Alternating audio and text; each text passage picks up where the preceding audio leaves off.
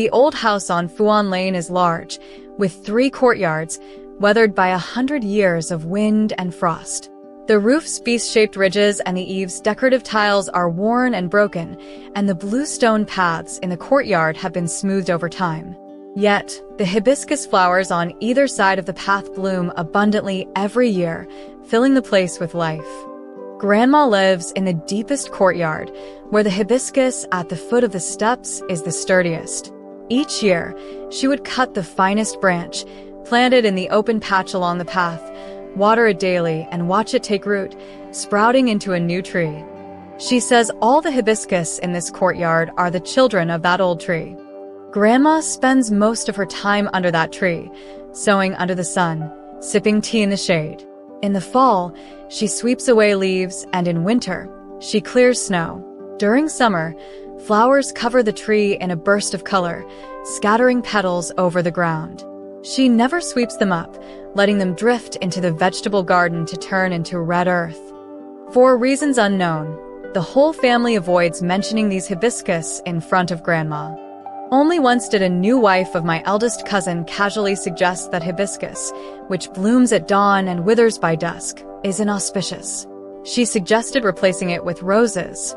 Grandma set the wife's tea down heavily on the black-lacquered 8 Immortals table, her face stern.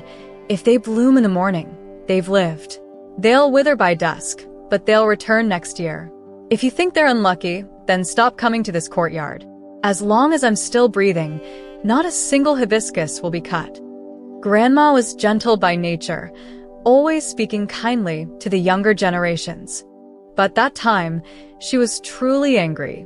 My aunt and cousin saw her reaction, and neither dared defend the new wife.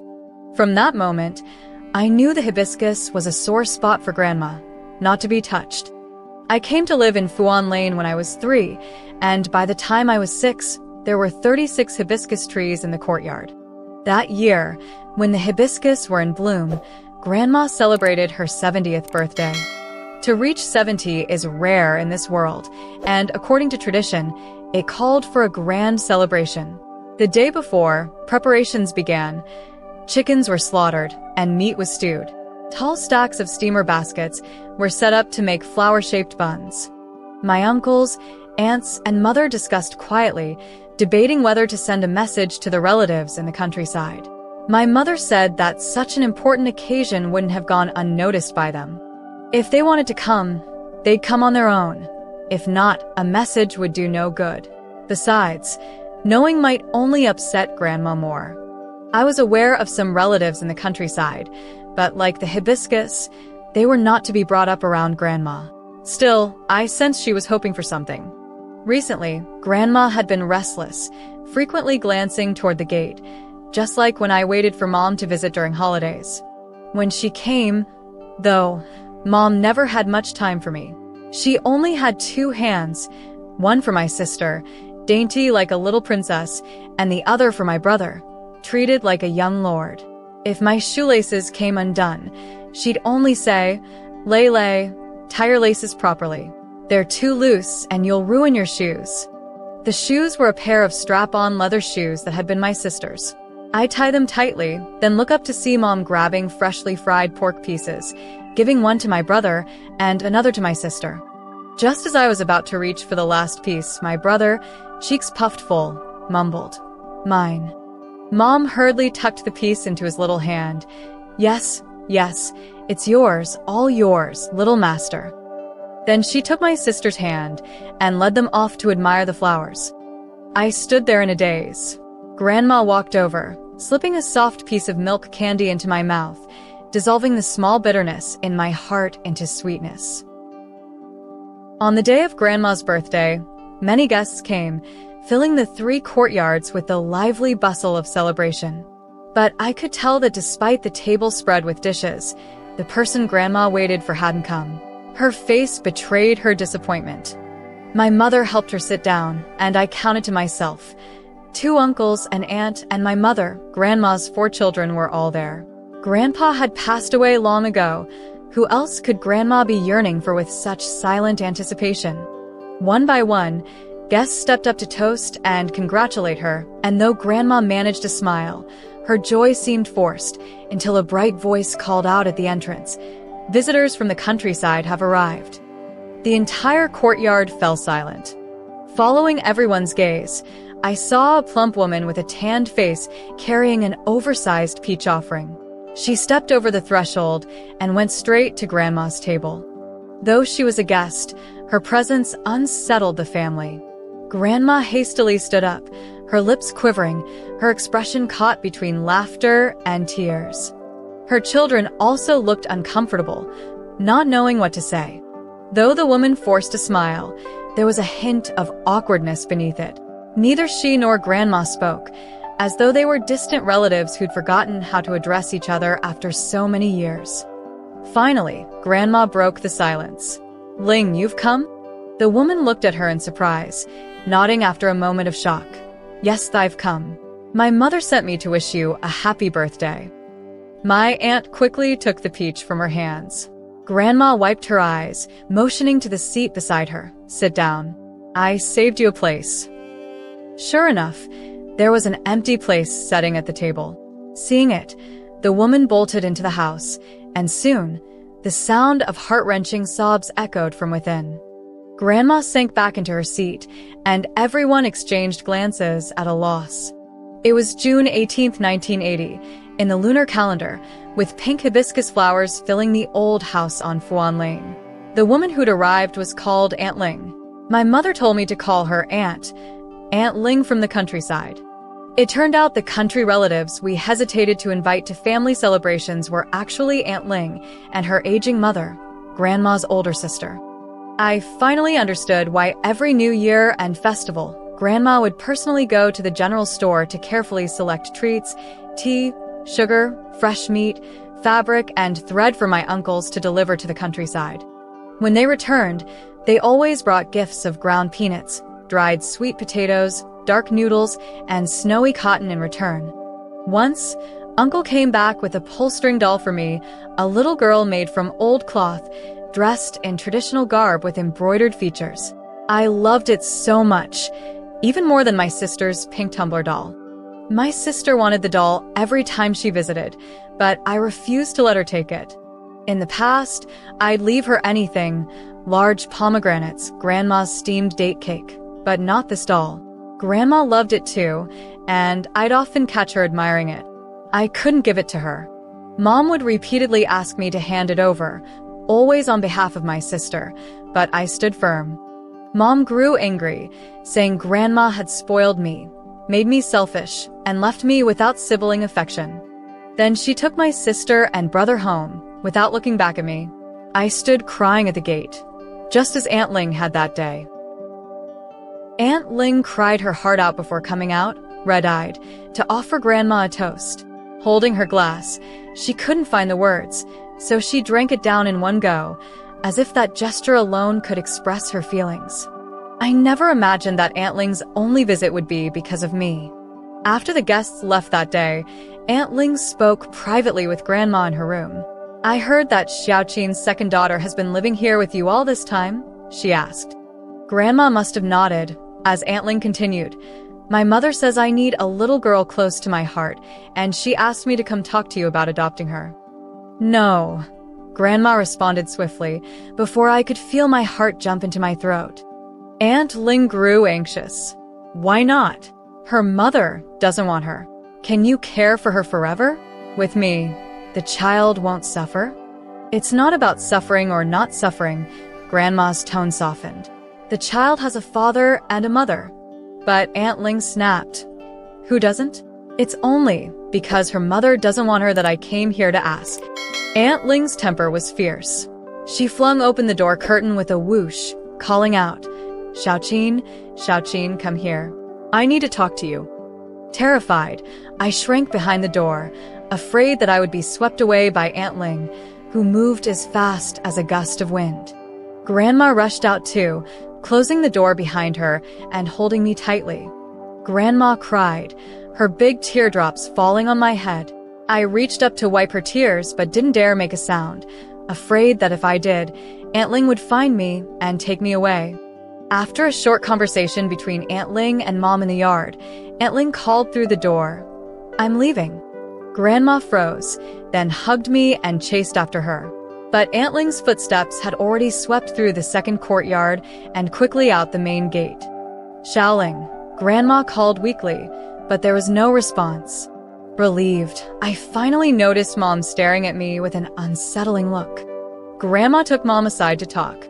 I returned to the room and took down the little pull-string doll I had, intending to give it to my sister, but she tossed it away dismissively. Who wants your old stuff? Mom already bought me a new doll that blinks. She says everything I wear out or use up will eventually go to you. How can you say that? Did Mom actually say that? Mom scolded her from afar. My sister, 9 years old, argued back. Isn't it the same thing? Ignoring the mother-daughter bickering, Grandma anxiously asked, What did she say to you? Is she coming back soon? She hasn't been here in 30 years, and now she's gone just like that? Enough, Mom. You know how stubborn she is, Mom replied half-heartedly. Grandma's voice cracked with worry. Xiaoqin, a child is precious, no matter whose it is. Don't make any foolish decisions. Mom nodded absent-mindedly, then gathered up my sister and brother to go home. A few days later, with no occasion, Mom suddenly came back alone, saying she wanted to take me home to enroll me in preschool. Overjoyed, I thought I'd finally get to live like my sister and brother, spending every day with Mom and Dad. But as I thought about leaving Grandma, the old house, and the hibiscus blooming in the courtyard, I felt a pang of sadness. Grandma must have felt the same. As she packed my things, tears rolled down her cheeks. At the gate, she tightly held onto my mother's arm, pleading, Xiaoqin, please, don't let the child suffer. Mom smiled and told me to say goodbye to Grandma. I waved enthusiastically, promising, I'll come back to see you soon. Mom picked me up and set me on the bike crossbar, my head bumping against hers occasionally. It was the closest I'd ever been to her, close enough to smell the faint scent of her face cream. On the way, Mom even stopped to buy some peach crisps and flaky cakes, tying them to the handlebars. The aroma was mouth-watering, seeping through the paper bag. All I could think about was sharing the treats with my siblings, making sure Mom got the first bite. Mom was cheerful, gentler than ever. She asked me, Do you want to go to school? Yes, I do, I replied. Study well, Mom said, and you'll grow up successful and have a good life. I nodded happily. I'll study hard and make sure you and Grandma live well too. Mom chuckled, but pedaled further out of town. It wasn't until we veered onto a dirt path between the fields that panic set in. Mom, where are we going? Mom's voice was bright, almost like she was singing. We're going to Annie's place. There's a great school there. Tears welled up in my eyes. Mom, I don't want to go to school. I want to go back to Fuan Alley. I want Grandma. Stop talking nonsense. How can you not go to school? Without it, what kind of future would you have? Mom scolded sharply. Clinging to the handlebars, I tried to steer her back. I don't need a future. I just want Grandma. I won't go to Aunt Ling's. The bike wobbled and Mom, frightened, cried out, Hey, don't touch the handlebars. I'll lose control. With a thud, we fell into the cornfield, crushing several stalks. Mom's dress was smeared with dust, and the bell had broken off, along with the chain.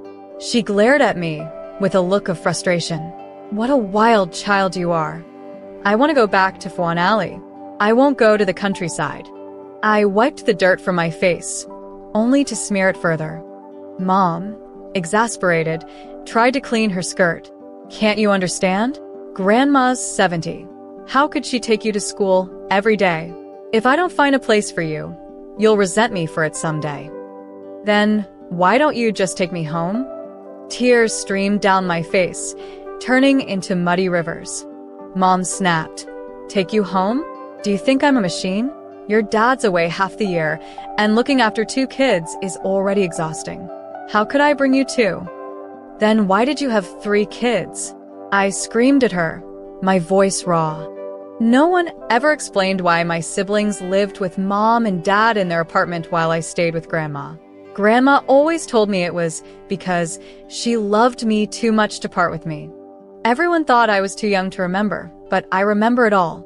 I remember when Mom was carried out of the delivery room, hair and clothes soaked. Beside her was a tiny bundle, a little head peeking out, equally damp. The room was filled with moist heat, and everyone gathered around the baby, laughing and celebrating. But I heard Mom's weak voice say, "Someone, please find a good home for the second one." The second one, that was me. When Mom had her son, I became the extra. So when Grandma took me back to Fuan Alley, I didn't cry. I was grateful. Had it not been for Grandma, I didn't know where I would have ended up. And before we left, Mom and Dad promised me that once I grew up and could take care of myself, they'd bring me back. I used to think that when I finally went back home, I'd show Mom how well I'd taken care of myself. But now I understand. No matter how well I could care for myself, I'd never truly belong in that home. I ran desperately, retracing each intersection and turn I'd memorized on the way, afraid I'd forget the way back to Fuan Alley. I hadn't imagined I'd need to use it so soon. Mom threw her bike aside and chased after me, finally catching me by my braid and dragging me to the ground. I struggled with everything I had, but Mom's knee suddenly dug into my right leg, sending a sharp, unbearable pain through me. I stopped resisting. Grabbing my collar, Mom scolded, "This is for your own good. Don't be ungrateful." If I'd been hard-hearted back then, who knows where you'd be now?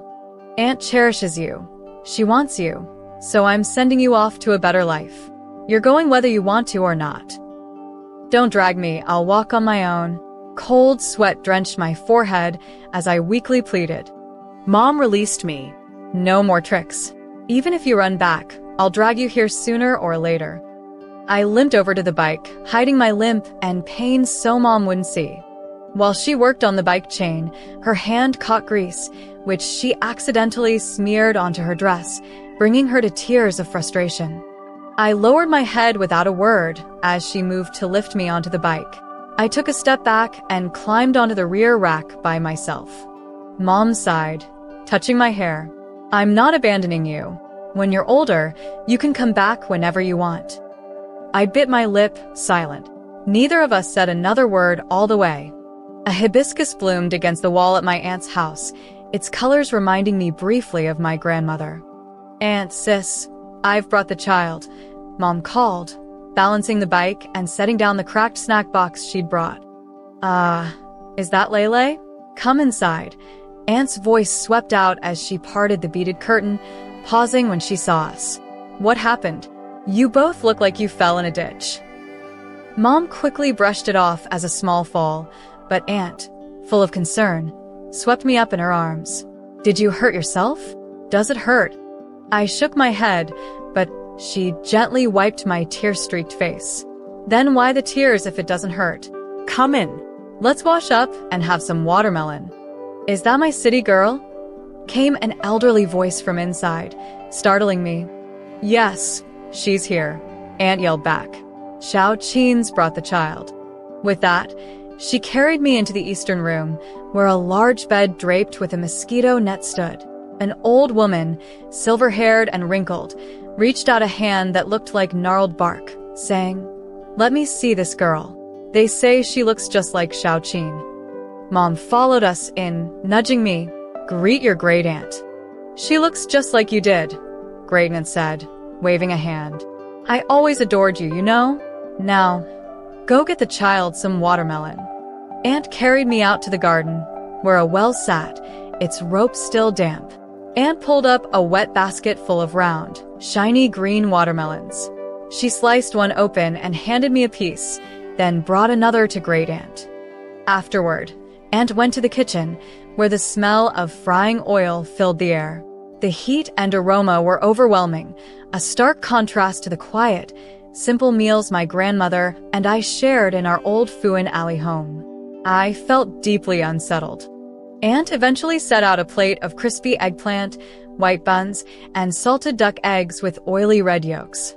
I couldn't eat. All I wanted was my grandmother's mung bean porridge and stir-fried cabbage. As Mom left, Aunt held my little hand and said, "Say goodbye to your mom." I pulled my hand back, hiding it behind me, as Mom turned away, murmuring, "I'm off." This marked the end of our mother-daughter bond. Returning inside, Aunt noticed my limping leg and asked, "Where does it hurt? Should Mom take you to the doctor?" I shook my head vigorously. "I want Grandma. She's right here. Anything you crave, just tell me, and I'll bring it from the market tomorrow. We'll even get some fabric for a new dress," she said, chattering on as if I were her own daughter. Graydon called out from her room, "Bring that child here. Let me hold her like I did when Xiaoqin was young." Aunt muttered as she took me in, "You fuss over her all day, but who's taking care of you now that you're bedridden?" Aunt took me over to Grey Tant's bedside, where her old hands trembled as she held mine, sighing, "Xiaoqin was always so gentle. You, though, so stubborn, you've opposed me your whole life." "I'd have let you starve back when you first fell ill," Aunt called back from the kitchen, the beaded curtain clattering with each of her bustling trips. Yet her voice softened. "So, what will we call the child?" "Now don't fuss," Grayton chided. "She has a name. She's Lei. That was then. Now she's Zhu, of the Yun generation. Let's call her Zhu Yunfeng." "No, her name's Zhu Lei," Aunt insisted. "There you go again," Great Aunt muttered. "I tell you you're stubborn and you deny it. The child doesn't mind. So why do you?" I watched in silence as they argued over my name and surname. What use was it to speak up? My grandmother, the one who loved me the most, must still think I'd returned home happily with Mom. She had no idea I'd become someone else's child. In the end, Aunt kept my name, Lei, but gave me the Zhu surname. That evening, Aunt's husband returned, and Aunt told me to call him Dad. I refused, and he only laughed, quiet and kind. Days later, Aunt's son, my new brother, came home from university, her pride and joy. He was friendly, giving me comics and toys. Only then did I realize all the soldier dolls and toys Aunt had were from Great Aunt, made when my uncle offhandedly mentioned that Xiaoqin's second daughter was in Fuan Alley. But Aunt had stubbornly refused to bring me here until now, until grandmother's 70th birthday gave her an excuse. "That stubborn woman," Great Aunt muttered, "is always thinking ahead for her own good. No daughters to look after her in old age. She'll learn how it feels when she's my age." But I knew she loved Aunt deeply. Aunt, too, showered me with care, sewing new clothes and shoes, cooking different dishes almost daily. Yet I couldn't find it in myself to stay or call her Mom. I often go to the front of the shadow wall to look at that hibiscus tree. The flowers bloom in the morning and fall by evening, but the next day more buds will compete to blossom. Aunt Ling sometimes isn't too busy and comes to chat with me, talking about who lives in the old house on Fuan Lane. I tell her that only my grandmother lives there now, and that she also has hibiscus flowers, 36 of them. "How many?" Aunt Ling's expression shifts. I say, "One big one and 35 small ones." The small ones were all cuttings planted by Grandma, one new one each year. Aunt Ling's face darkens, and she turns and goes back inside. Sometimes, when Aunt Ling isn't around, Aunt Lee will ask me, "What does your grandmother do at home? How is her health?" But when Aunt Ling comes back, she quickly changes the subject. My feet took a long time to stop hurting. When the first autumn rain came, it knocked off all the flowers and buds from the tops of the hibiscus. That rainy night, I fell ill, feeling cold all over, weak in my limbs, and unable to eat or drink. Aunt Ling was frantic, shouting at Uncle to call a doctor and buy medicine, and if anything was delayed, she would yell. Aunt Lee was in the other room mumbling, "This child is suffering from heartache." I thought she was quiet and well-behaved like Xiaoqin, but she's even more stubborn. She keeps everything bottled up inside. I said not to take her, but she has a father and mother. Why should she come to your Zhu family? If you insist and something happens to her, how can I explain it to her mother? Aunt Ling shouted back. Aunt Lee snapped. What's there to explain?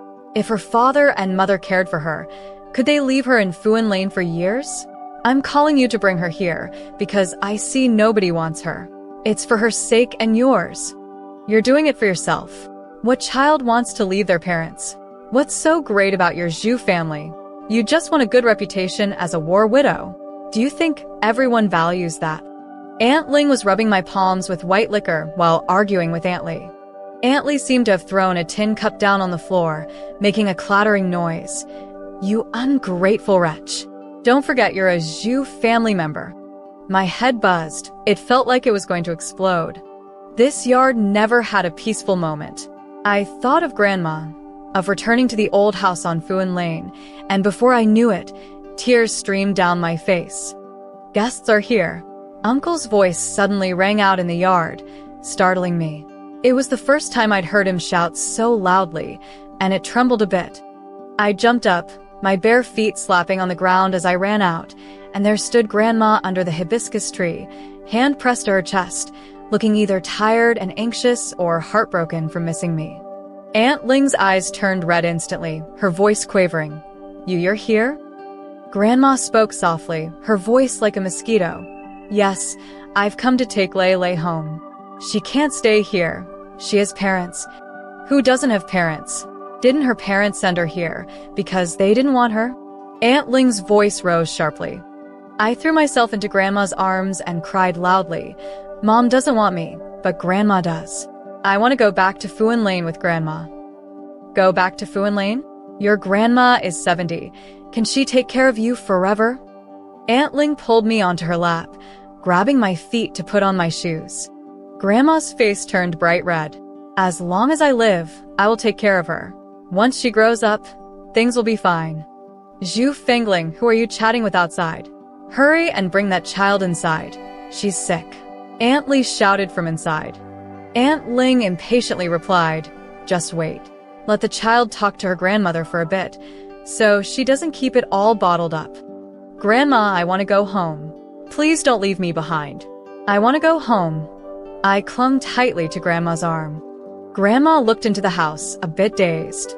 At that moment, Mom rushed in, yelling at Grandma. Mom, what are you doing? The child has gotten used to living here. Don't stir things up again. Smack. Grandma slapped Mom hard across the face. Who are you to be a mother? Mother got slapped and didn't dare to say a word. Grandma pushed her aside and took me outside. Ling exploded, blocking the doorway with her sturdy figure, tears streaming down her face as she sneered. She doesn't deserve to be a mother. Do you? I've waited in this yard for 35 years, finally waiting for you to show up. You didn't come to pick me up or to see me. You came to steal my child. Zhu Fengling, hurry and take the child back inside. I want to see who dares to come to the Zhu family and steal children.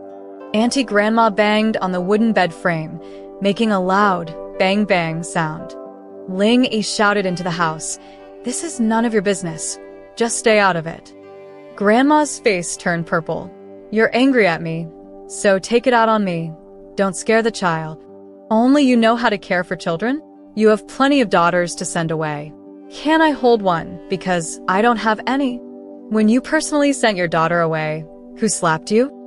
It's only a few dozen kilometers from the city to the countryside. You haven't come back even once in 35 years, hiding in the old house every year, planting hibiscus flowers.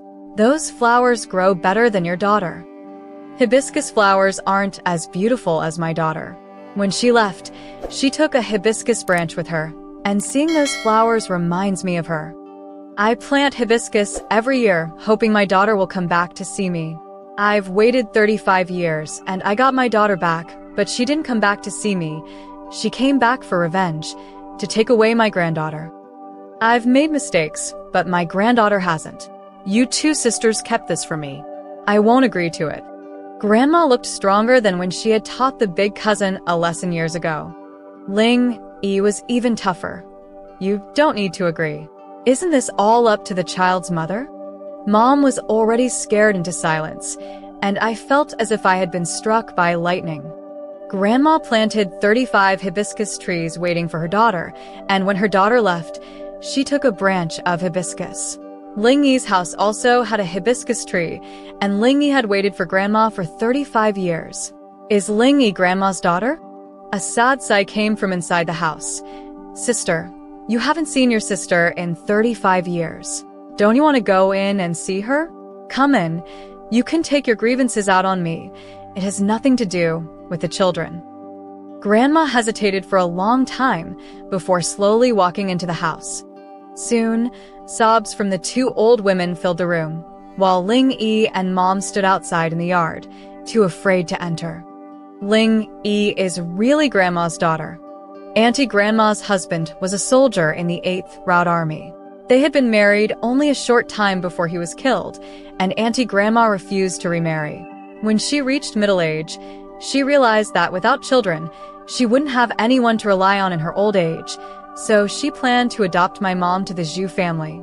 After much consideration, Grandma decided to give Ling Yi to her. Of course, Ling Yi refused, crying, throwing tantrums, and even threatening to hang herself, but in the end, it ended with a slap from Grandpa. Before leaving, Grandma said, "Take whatever you want."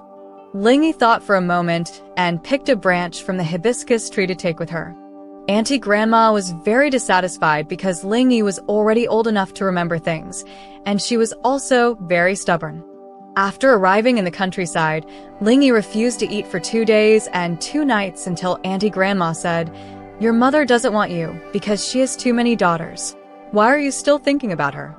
Only then did Ling Yi feel hopeless and accept the identity of Zhu Fengling, starting to call Auntie Grandma Mom.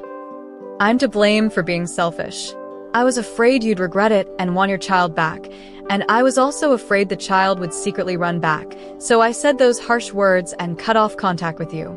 Auntie Grandma sighed sadly. Grandma cried, "It's my fault. I knew she hated me, and I didn't dare to see her all these years. Lele must stay. Fengling doesn't have a daughter, and I'm worried about her in her old age. Life will be tough." Auntie Grandma pleaded earnestly. Grandma flatly refused. "There's no discussion. Lele must come back with me today. I sent away one daughter and suffered for half a lifetime. I can't let Xiaoqin repeat my mistakes." Ling Yi said with red eyes to Grandma, "If you take this child away, our mother-daughter bond in this lifetime will be over." Grandma paused for a moment, but still held my hand and walked out the door. Suddenly, there was a loud crack, and when I turned around, I saw Ling Yi raising a hoe and chopping down the hibiscus tree. Grandma looked shocked, trembling all over, but she gritted her teeth and continued to take me away. The hibiscus in the old house of Fuanli also withered in that night rain, and flowers fell all over the ground. From then on, life returned to calm, and Ling Yi never came again. However, every holiday, Ling Yi's son would come to see me, bringing me fun toys and delicious food. A year later, Uncle came to tell Grandma that Auntie Grandma had passed away, and the younger generation wanted to go pay their respects. He asked Grandma if she was going. Grandma shook her head numbly, saying she didn't want to see me, so I wouldn't go. "You all stay there and help her handle the funeral before returning." After Uncle left, Grandma buried her face in her handkerchief and silently cried for a while. Later, Grandma told me, with 5 children, why they had to give Ling Yi to Auntie Grandma. "Your 2 uncles are boys, and your grandfathers strongly disagreed. Your big aunt has a soft personality, and your mom is too young and delicate. Only your Ling Yi has a strong character. She can support the Zhu family and take care of your Auntie Grandma in her later years." I didn't want to send her away, but Auntie Grandma is my real sister. How could I let her live a lonely life forever? Ling Yi is a good person and treated me well. When I grow up, I will also treat her well, but I don't want to call her Mom. I have a mom. I hugged Grandma's neck and said earnestly. Grandma nodded with satisfaction. "Right, you have a mom, and your mom loves you too. The fingers are linked to the heart. When you grow up, you will understand." Grandma didn't get to see the hibiscus bloom in 1992. One morning at the end of spring, my big cousin came to school to pick me up, saying I should go home and see Grandma. When I returned, I saw the hibiscus branches Grandma had newly planted sprouting tender buds, and the old hibiscus tree had its first flower bud. Grandma wasn't sick. She was just old, exhausted from her heart and blood, lying in bed, breathing weakly. I leaned over the bed, holding Grandma's hand. She whispered something in my ear and then closed her eyes, tears streaming down her cheeks. I turned and shouted, "Go find Ling Yi. Quickly go find Ling Yi." No one spoke. I suddenly understood. Such a big event. How could the family not inform Ling Yi? It was her who refused to come. Grandma never woke up again. Until the day of her burial, Ling Yi never appeared. I knew she didn't hate Grandma. She resented her for heartlessly sending her away. They lived so close, yet flesh and blood were separated for 30 to 40 years without seeing each other. Everyone blamed Ling Yi for being heartless, but I didn't. Some things, unless they happen to you, you'll never know how much it hurts. All these years, I also couldn't let go. Mom had 3 children. Why did she have to send me away? Every time Mom returned to Fuanli, I tried to hide, not wanting to see her guilty, yet helpless expression. After Grandma passed, my parents suggested I go back home to live, but I refused.